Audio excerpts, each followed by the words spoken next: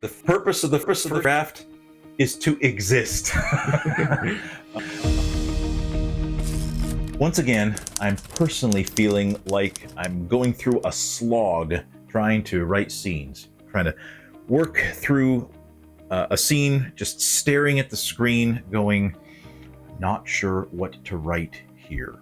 And we've experienced it before, we've talked about different strategies, and here we are again. Yep. One of the things that you shared with me was feeling like your writing is just not good enough. And we know this is a first draft. We're going through trying to write a first draft of each of our scenes. So we know that a first draft is not meant to be good. We've said before, we need to be willing to write bad so that way at some point we can write good. So how does that play into what you're feeling with your writing right now? It feels like there's a certain criteria for saying that the first draft is done.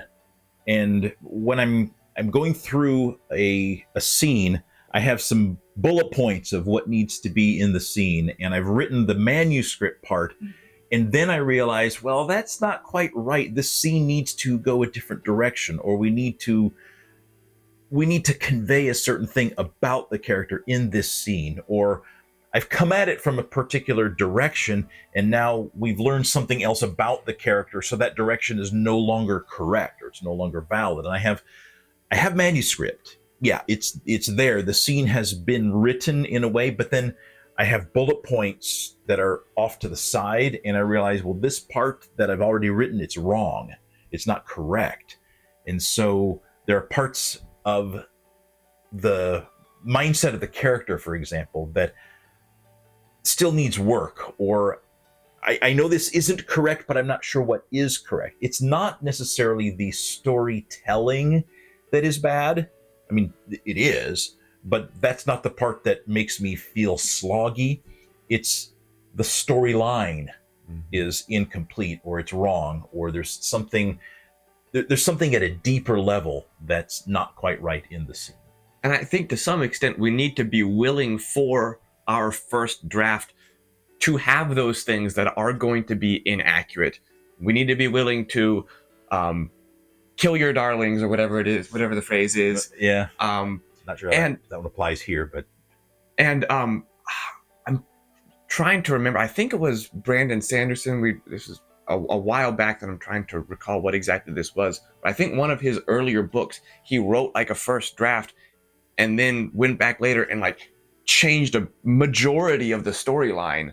And so part of me is wondering how much of that first draft needs to actually be the storyline that we are going to keep, and how much of it can we be willing to write out and then have to go back and change later, even if it feels like right now it might be a waste of time. Right. And we have talked earlier about multiple different revision passes. I think Brandon Sanderson talked about the importance of revision, and that factored into some of our conversations before. And we do have a list of passes.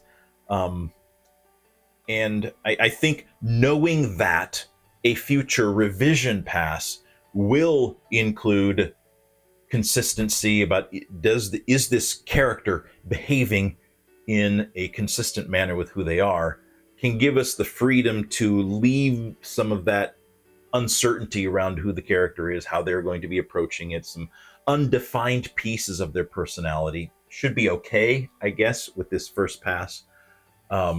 But that's kind of where my mind has been. We talked earlier about how do we know when a first draft is done and it's time that we can move on to a next scene. You move on to working on something different. And some of that is based on how do we define our first draft? What is the purpose of the first draft? And we talked about that back and forth for a while. How do we know that we have accomplished what we want to with what we're calling our first draft? And the conclusion that we kind of came to was the purpose of the first draft is to exist. It's to be almost like the the seed of a crystal that is in that supersaturated solution that can everything else can grow on. As long as there's something there, as long as the scene has a beginning, middle, and an end, even if it's just bullet points, at this point, I think we need to be okay with calling that enough of a first draft that we can then come back to it later and flesh it out. We're talking about the kind of multiple stages of thinking about a scene. First of all, just getting into the mindset of the point of view character, then thinking about from there, what are the actions that the point of view character will either perform or observe?